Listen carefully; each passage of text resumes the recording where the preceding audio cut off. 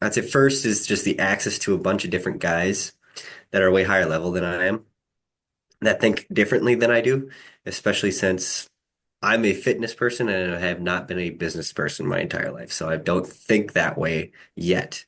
So having access to a lot of different guys that are in a lot of different businesses and a lot of different scenarios and think differently than the way I do, has definitely been huge for me in moving forward. Um, I think the other piece to that is having a group of people that understand what you're going through and are there to support you and hold your ass to the fire and not let you let things slide is the second piece I would say that I've gotten from Uncaged. Um, because all of us are human. We all go through slumps, and having people that actually will first listen to you and then say, I get where you're coming from, but a lot of what you said is bullshit. And we can get through that. No, So I man, think for sure, those are bro. Yeah, those are two huge or three huge points that I think are very valid and very, very, very, very important, which is really the premise on why Uncaged is Uncaged. And, if you're listening, that's what this entire channel is all about, is about the journey to the top 1%. And how do we get there? It's by becoming 1% better daily. So I love that, bro. Korey, man, why don't you tell the guys who you are and what you do, and let's get into it, dude. Yeah, I'm Korey Jacobson. I'm from Wisconsin. I have been basically an athlete my entire life, so I turned that into working in the fitness industry and really enjoying personal training people and doing online coaching. So that's who I am, what I do. I love it, man. No, dude, we love Korey. Korey is one of the pillar coaches. This dude's incredible. He goes way out of his way to help anywhere he can in Uncaged. So if you're in Uncaged, you'll hear Corey's name a lot. You'll see his face a lot, and we're very thankful to have him on the team. And I'm personally thankful, just watching my body transform, even if Korey does mean things to me in the gym. Dude, I've been, isolating my legs individually. I've obviously been babying my left leg since the motorcycle wreck, and I was so excited to see it some progress. And you're like, "Hey, man, what's going on with your left leg?" I was like, "Fuck." um, so I've been really focused on like, individual leg movements and stuff like that. But no, man, I'm just excited to improve my physique overall. So I appreciate your help there. Man, there was something you said in the beginning in this, you know, being involved in like around guys that have been through it, right? If you will, especially in business world. Because, man, there really isn't, I mean, obviously maybe like a business consultant, but there really is no business of business. Like there is a personal trainer that turns that experience and expertise into a business. There's a financial advisor, there is a roofer, there is a plumber. Like there's things that become businesses. There's really no business. So when you kind of think of this like culmination of business owners, like they're none of them really were like, let's start a business for business. Like they were all like, hey, we're good at this thing. We Mhm. want to, take on the reins by our own, our horn by the reins, whatever the fuck the saying is, you know what I mean? And then they've built from there. And so that's what's kind of cool about seeing Uncaged, and to the point that I wanted to really dial in on and get your uh perspective on it is no matter what, when it comes down to business, it's just guys that have started. Like that's really it. And they learned along the way because it's no like inherent education piece you're gonna acquire by being a plumber that's just gonna inherently make you a great business owner. Like you just have to try and fail and try again. And so, albeit maybe you can't run a personal training organization the same way you would a roofing company, but there is things that like have to happen along the way in order to make it such. And so for someone like you that has a very specific niche and being around people, whether they own businesses that sell products or services or whatever, that has nothing to do with you in just completely different realms. Like, what's it been like just kind of being attached to people that just have experience in business ownership? Like, what has that done for you for like inspiration, motivation, discipline, like anything that has like been beneficial? How were you able to take pieces of information and apply it to your current organization? Yeah, I would say, well, especially in Uncaged, you're watching a lot of people build things, and they're not miles ahead of you. They're a little bit ahead of you. So you're watching people try things and fail all the time, and you're understanding that that's part of the process is you have to fail in order to understand what is not working, and then you have to fix that. And people have already failed at something that might have been something similar, so they can tell you that input of, yeah, I went through that a couple months ago. This is what I did differently. Um, so having access to that is huge. And then it's just like the mindset of being a business owner is way different than what you learn in society of, hey, you actually need to fail more often and faster than you ever have in your life. We're usually taught, don't fail. We only want success. Otherwise, you're a piece of shit because you keep failing. Right. And then maybe this isn't for you, but if you persevere long enough, which I know that as well, being in the fitness industry, is if you persevere long enough and you suffer long enough and you learn from what you're not doing right, eventually you're going to come out the other side looking really good and be like that overnight success. You know, and to like kind of create some analogies here, I've had a lot of conversations lately about scaling, right? And I've been consulting some of the guys in Uncaged and even just got off a phone call with one of the guys who I haven't heard of from in a while. And it's just like, bro, I have been going fucking through it. And dude was trying to scale and was trying to scale too quick, and it all came crumbling down and stuff like that.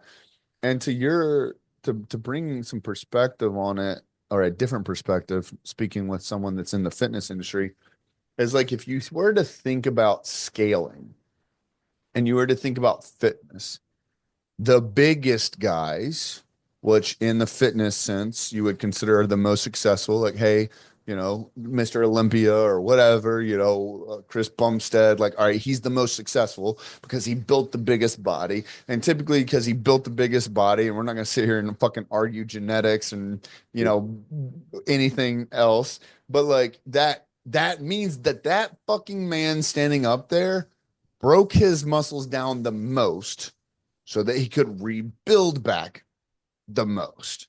Because like you really start to think about, building muscle and progressive overload and stuff like that. Like you are literally trying to break your muscles down as often as possible without hurting yourself and to the like max constraint that those muscles could have.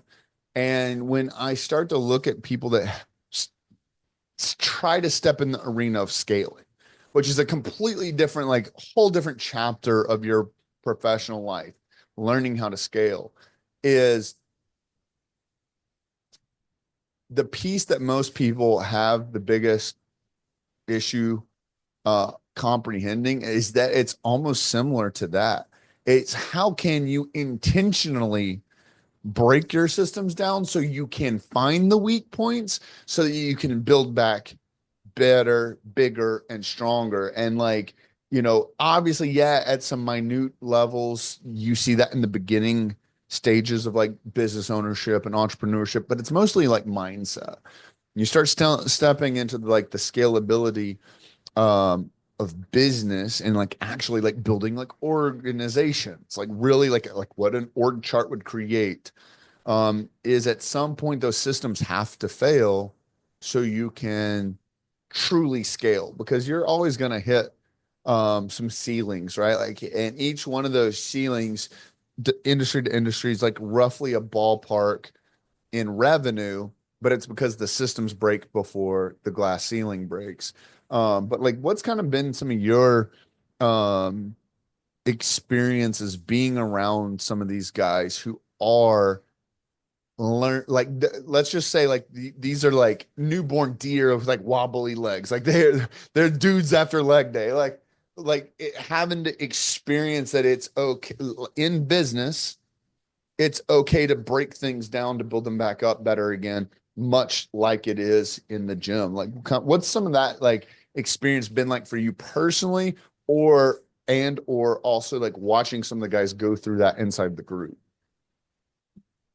Yeah. Personally, I probably don't fail often enough, and I don't try to break things often enough.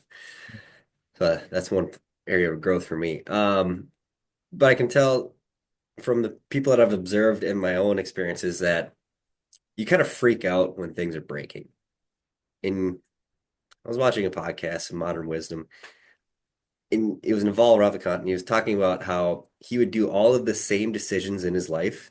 He just would take all of the anxiety, nervousness, frustration, anger, all of that intense emotion out of it.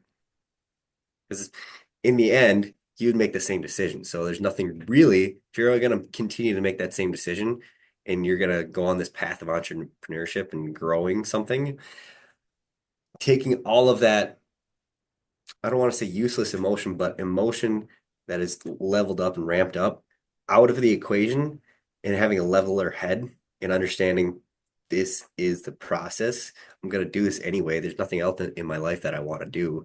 So I need to just step back and realize this is all going to be okay. This is part of the process. This is what I need to do. Um, I think me personally, having gone through that a lot, not intentionally breaking anything, but things just go wrong because of maybe it was my mood that day. Um, and just understanding like, shit, this is gonna pass. This moment, this feeling is gonna pass. I'm gonna get better because of this experience. And if I take that emotion out of it, that like intense emotion out of it, I'm probably gonna have a leveler head, get through it quicker, and get to the other side faster. No, man, for sure. And that's kind of brings a good point to something that you made at the beginning of the conversation, which is like kind of being around these guys that are able to hold you accountable and that you see are doing the work. And it kind of ties in the experience thing. It's like you got guys that have experience and stuff, and they understand, like, hey, man, like even if you do have emotion, like you got to get through it anyways, or whatever the case is, or they've done it enough where they've started to have lesser and lesser emotions attached to, a prospective outcome throughout this process.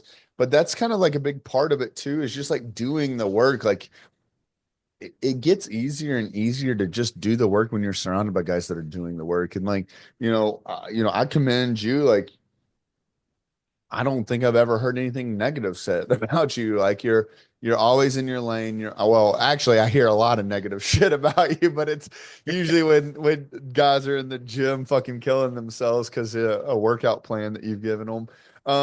But like, you seem like someone from the outside in that like is a machine that just like wakes up and goes throughout your day and gets shit done. But like, let's talk a little bit about that, like in Korey's like personal life, but like behind the scenes, like what's Korey doing? Like, how is Korey moving the needle? How is Korey keeping, because we all know that motivation and inspiration dies off and you're only left with discipline. Like, what's Korey's like behind closed doors? Ah, man, there's a lot of negotiating within myself some days.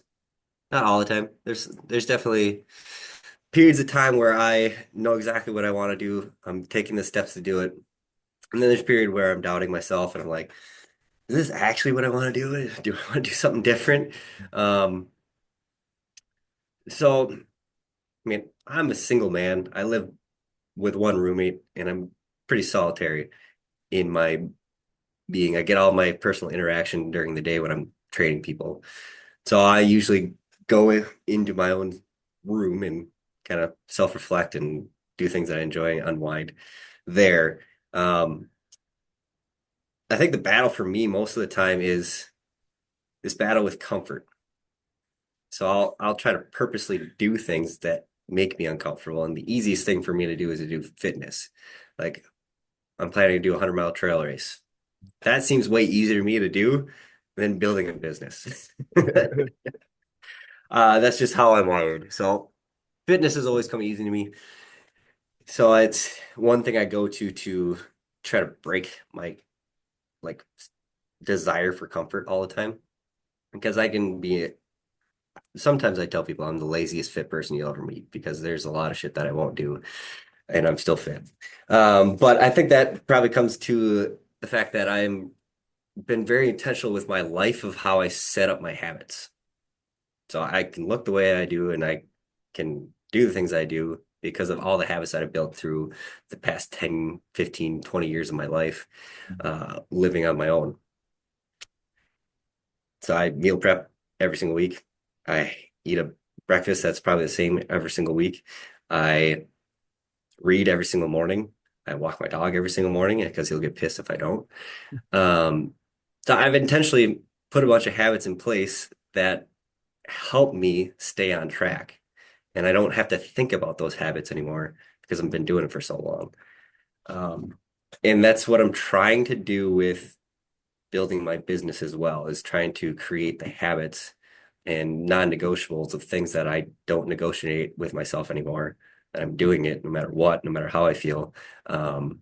Most of the time, I don't feel like I'm productive enough, even though I am doing shit that's actually moving the needle. I just don't feel like it is because it's not moving fast.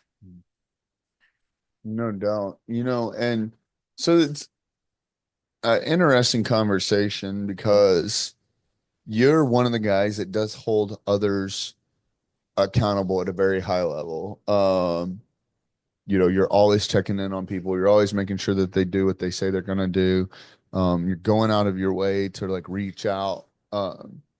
How is that? Because like, accountability is fuck, man. It's honestly like kind of like a taboo thing these days because most guys, most men their entire life, if they've heard something that like to its core should be something that holds them accountable, it's always come from a negative place from someone else, like more judgmental or more like they're trying to catch you fucking up kind of deal. And it's not like truly come from the heart. Whereas like that's what's very incredible about the Uncaged group is like these words come from genuine places. And it's not fucking easy saying some of these things because we do care about people, right? It's one thing if you like made a comment and you're like, oh motherfucker, you're gonna run a 100-mile race, like knowing that I just saw you at the bar getting fucked up and it's 2 months out and I actually don't like you. Whereas if I do like you and I'm like, bro, like you were just at the fucking bar getting fucked up. You have a race in 2 months. Like, what the fuck are you doing? Like, it's a different perspective, but it comes from a genuine place. And so, like, I see you doing this with this guy, with the guys, holding them to a higher standard.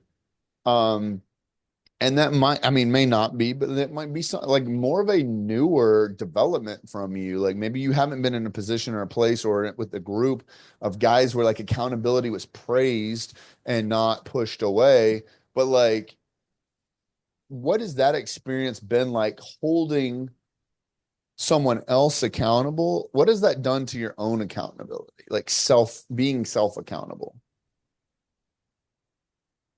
Yeah. So the first time I've really been held accountable in my life was when I got hired by this gym that I work at right now. And it came from a place, the owner who became my mentor has always come from a place of love and caring to keep you accountable. And that's the first time in my life that I've ever had that kind of accountability and somebody that wants me to grow. So that's kind of where I've gotten my habits of trying to hold other people accountable. And I found that it works best as well. Like berate people all you want, most of the time that doesn't work. Some people think that's what they want, but it doesn't make them feel good. And if they don't feel good about it, they're probably not going to act on it. Most of the time. That's from my perspective what I've seen. I've heard other people talk about it the opposite way, but from what I've seen and what I've felt in my life, that's the best way that I've found for accountability. Um, so when I think of accountability, whenever somebody's talking to me about that or trying to hold me accountable, I try to view it as coming from a place of, are you also leading by example? In most of the time, I don't listen to people that aren't doing what they say they're doing, right? Like they talk a big game, but they're not actually following through with it. And so I try to put that on myself because if I'm going to hold others accountable, I need to be the example of that. Because if I'm not the example, who the fuck am I to keep you accountable? You know, it's funny you say that because right before you answered that, as you just started, I wrote down a note. So we're reading this book right now in Uncaged, the two choices or whatever it's called, two choices, um, uh, life by design, like something like that. But anyways, you know, and the whole premise of it is like you have two choices and then it'll go into a story. And one of the stories, I just read last week, was a lady brought her son, I believe it was Gandhi, that she brought her son to see. And she went to Gandhi and was like, "Hey, I need you to tell my son's eating too much sugar. You need to tell him to stop eating too much sugar." And so Gandhi said, "Okay, come back in 30 days." And so this lady's like, "All right, absolutely." So she leaves. She brings her son back 30 days later. She walks up to Gandhi, "Hey, here's my son. Do you have anything to say to him?" And Gandhi says, "Hey, quit eating too much sugar." And the lady like pulled Gandhi to the side and she's like, "Why'd you wait 30 days to just tell my son to stop eating too much sugar?" And he said, "Ma'am, 30 days ago, I was eating too much sugar." And so that's, you know, a prime example of, you know, and I probably butchered that story, but like it's in the book and something I read last week and it stuck with me because I agree with that 100% as that's probably why like a collective the group holds each other to such a high standard because we understand that like motherfucker how are you going to come tell me to get my shit together when your house is out of order, bro? And I think that's been huge, man. But like what's because on accountability is like more of a newer development in your life, having just, well, not just joined the gym, but like it's recent in terms of your age and your life experience. What's that journey been like for you, like in a transformational sense, on like having just someone else there that you fucking know is watching what you're doing and like the moves that you're making and the choices that you're creating? Like what's that been like for you? Hard, incredibly hard, because I fought it every step of the way. Um, in my 20s, I did a lot of drinking and partying in college, and I actually got kicked out of school because I wouldn't go to class anymore. And so I wasn't holding myself accountable to really anything at that point. And I was working a job after I got kicked out that I absolutely hated, a factory job. Most Wisconsin thing you could ever do is work in a cheese factory, and that's exactly what I did. And I got so bored of doing the same thing every day, I went and learned almost every single position in that whole place, and then still was bored at the end of it. I'm like, man, I hate doing this anymore. And my coworkers would realize, and during that period of time, I would go in and out of being consistent with my fitness and my exercise. And my coworkers realized when I did work out and when I didn't work out when I showed up to work. And I was a better person when I did work out. So that was one of the lights in my mind of I understand what fitness can do for people. I understand that I'm really good at it, and I think I could make a career out of this. So I quit the job, bet it all on myself. And luckily, this my mentor and this owner of this gym saw something in me that I did probably didn't see in myself and decided that he could work with that and he could help me grow as a person and make me more accountable and make me a better person overall. And I was 25 when I first got hired on, and I did a lot of stupid things in the beginning. Had some attitude with it as well. I think it's just being young and feeling like I know everything at that point. So I was called out a lot, and he doesn't call me out in front of people. He always takes me to the side, or we're up in the office and he says, "Hey, why don't you come over here for a minute?" And I always have this sinking feeling in my gut, like, fuck, I know I did something wrong. But I wouldn't hold myself accountable and change that if he wasn't there to help me realize that. And then he's really good at explaining why what you did wasn't probably the best thing to do and help you understand it and grow from that experience. Um, so I think it was really hard in the beginning, and it's just become a routine now of reflecting on what am I not doing? What am I doing? Can I even be frustrated with the growth that I am or am not seeing because of I'm not doing what I'm supposed to be doing? So yeah, it's been a tough journey, but a well worth journey of going from like zero accountability to more often than not I'm being accountable. That's awesome, man. Yeah, I do, dude. I think a lot of times, that doesn't matter really how disciplined you are. There's opportunities everywhere for us to slip up. And I think that's one of the biggest things. Like when you start to get around people that are like-minded, that share the same vision or on the same mission, like they're forward progressing. Like these are people that like truly are setting themselves out to be the top 1% of their industry or anyone that they know, like whatever the case is, these high achievers is seeing that like, it's so cliche. Like life's not about how many times you get knocked down, it's how many times you get up again. And a lot of times like accountability is a very similar boat because the self accountability I think is the toughest part. Like it's easy to like call someone else out. And it's also easy to get called out because you really have no control over it. Now you have control on what you do after that. Um, and we've seen it. We've seen some of the accountability repel some of the people that aren't ready for that, right? Like with there was too much heat in the kitchen, so they got the fuck out, right? But then like when you start to really see how as you gradually understand the importance of it in your life and it doesn't matter what you learn. It doesn't matter what your mentor says.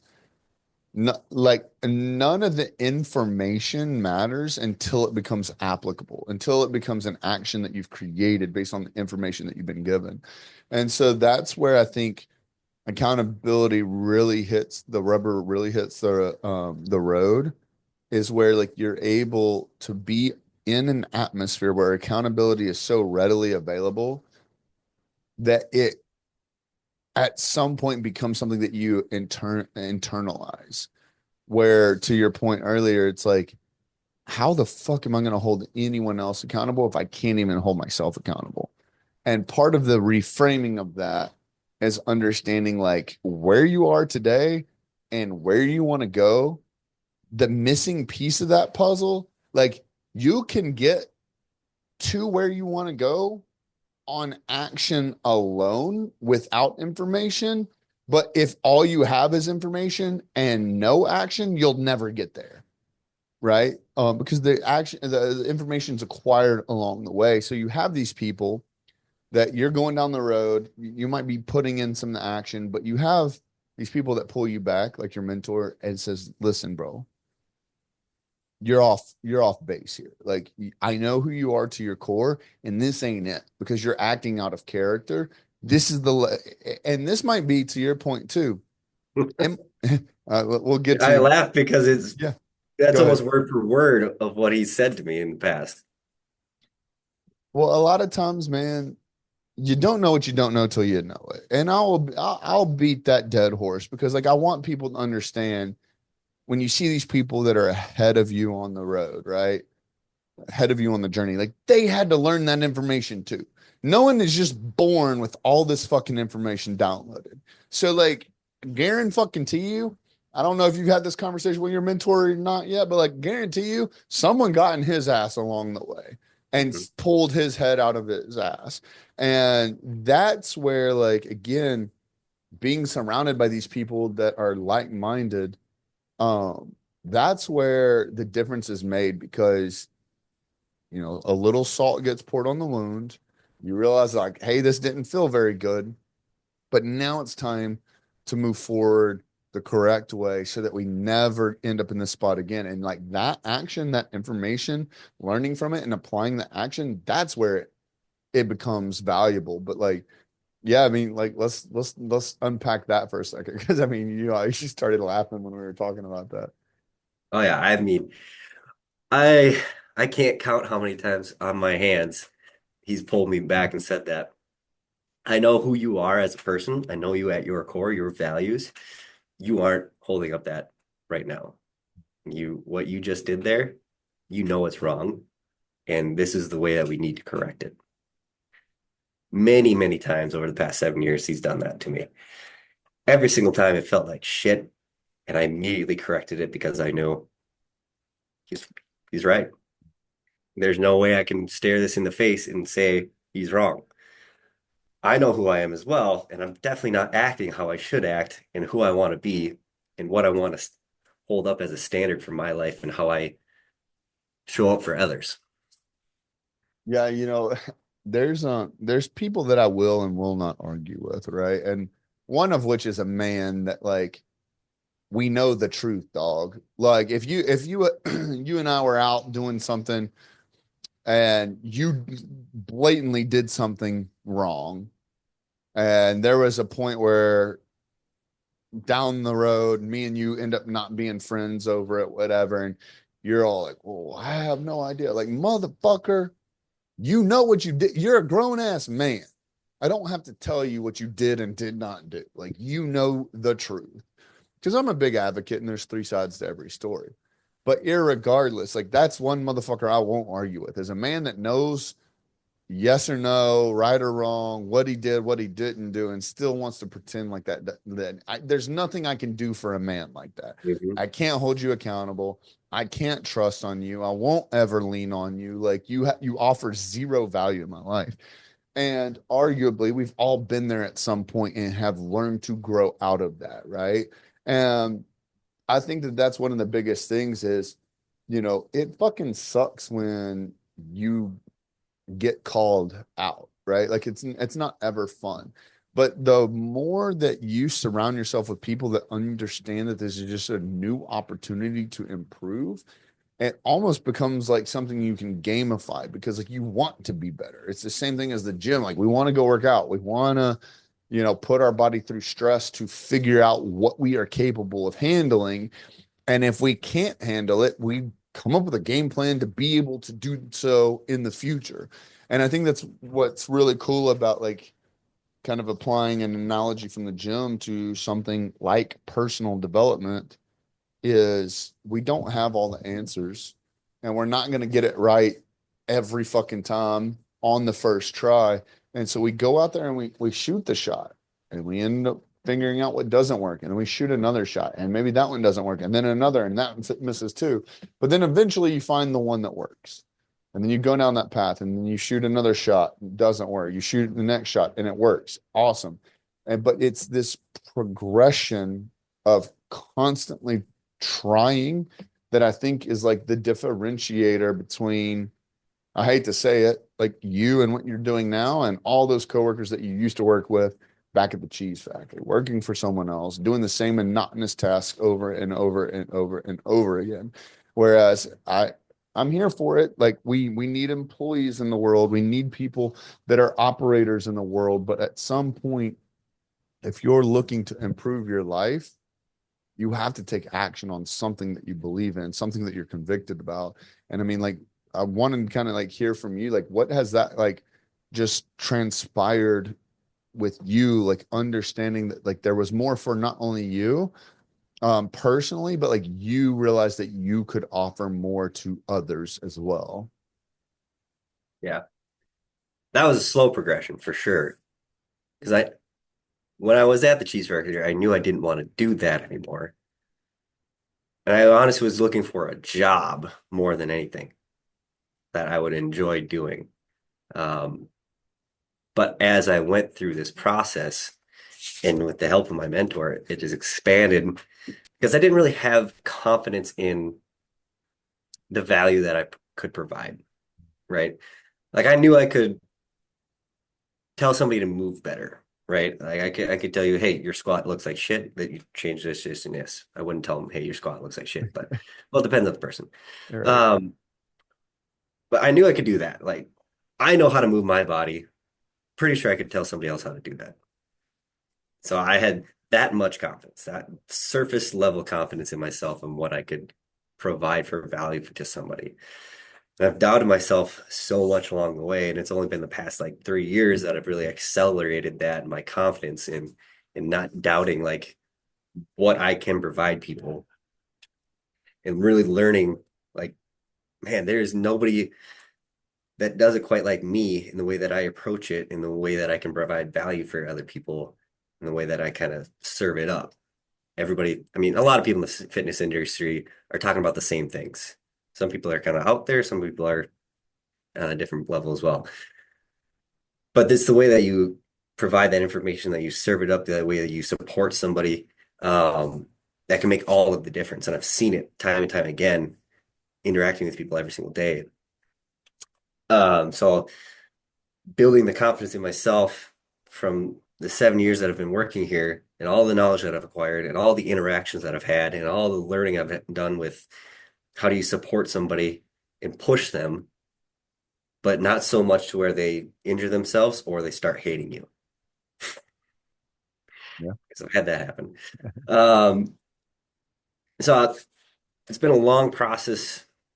And I mean, I think right when I started diving into personal development, my mentor gave me a book. It's called Sports for the Soul. Well, the series is called Sports for the Soul, but it's basically these books about sports and a different personal development principle inside that book.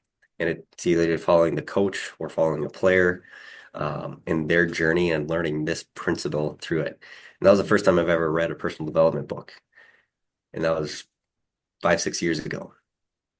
And that started the process even faster of learning through these books and learning to build my confidence and skills and things that I can read and all the information that you can acquire. And then you start putting that into practice and you start seeing things work and you start understanding that I do think differently than a lot of people. And I've seen it every single day on the floor when I'm coaching just regular everyday people. And then you start putting it together that you do have a lot of value that you can provide these people and you can make this on your own rather than just being an employee, just having a job, that this can become a thing. And I think I'm just really slow on that side.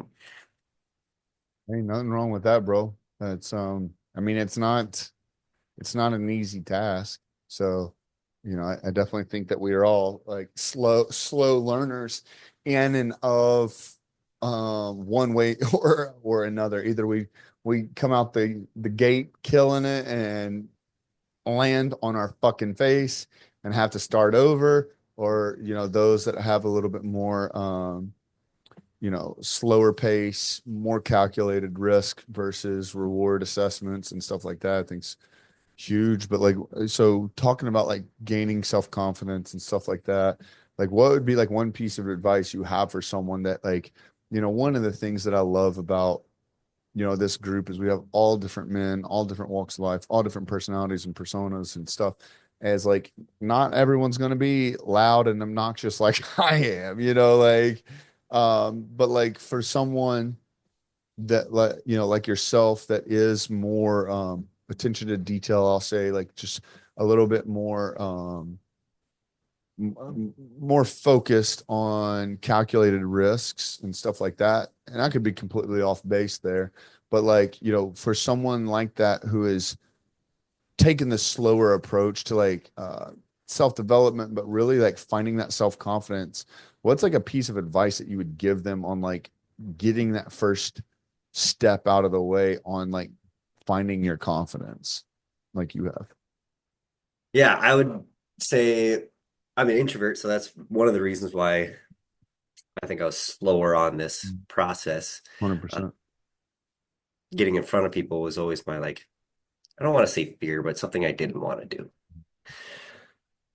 So learning to pass that hurdle, coaching group classes was a very good piece for me for that because I'm talking in front of 10 to 20 people at a time, and they used to scare the shit out of me. Um, so it's the common theme that we've been talking about this entire hour is taking action on it.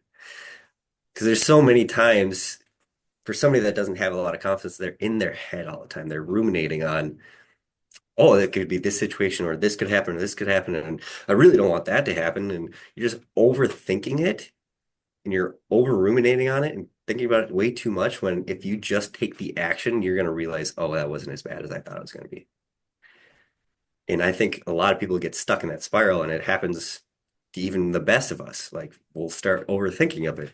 And we've been there before a million different times, but for some reason our brain loves to fucking overthink about things rather than take the action and just step into it.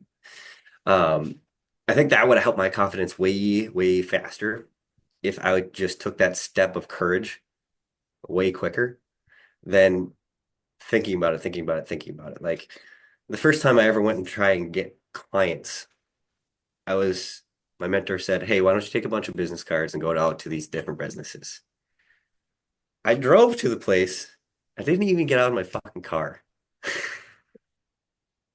I'm like, oh my God, it's like the fear of going and talking in front of somebody that I don't know and trying to pitch them or just giving them my card was so great. And I was thinking about it way too much to where if I just stepped out, and the next time I did it, I actually did and went inside and it wasn't even that bad. I'm like, why was I so against doing that and just taking the step rather than thinking about all the different things and all the different scenarios that are going to happen or could happen or won't happen. Or it could be way better than you think. It could be way worse than what actually happens. But in reality, it's not as bad as what you think in your own head.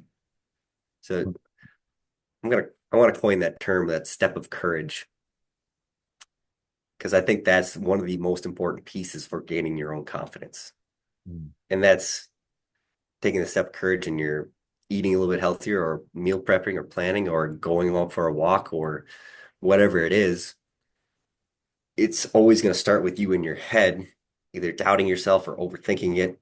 But if you just take that step of courage, you're going to be way better off and you're going to feel more confident in what you are actually capable of when we do it, when we take action. Same thing we've been talking about all call along. I love it, man. Yeah, there's immediate action over procrastination, bro. That's something that's like come up over and over inside of Uncaged. And I think I mean, I'm a huge proponent on that. I think it's huge. And again, that's the difference between us and them. That's the difference between the people that get what they want out of life and the ones that just sit there on the sidelines and watch life pass on by. But bro, I appreciate, the time you spent here with us today. Like, what is something that we can do for you to pay you back for the time that you've spent here with us? Um, go for a 5K run Go for a 5K. because so How many many people are miles against even is running. that? It's 3.1 miles. That's not too bad. It's nothing. I don't think. Literally nothing. Well, I got to hit the gym and get this left leg looking like my right leg, apparently. You got me all self-conscious with my check-in photos. I'm And like, it I'm like in it the probably gym happened looking at my from that muscles accident. You missing have too. a a part of your brain that wants to protect that side because there's so much trauma that happened Yeah. that is just you're not even consciously aware of it.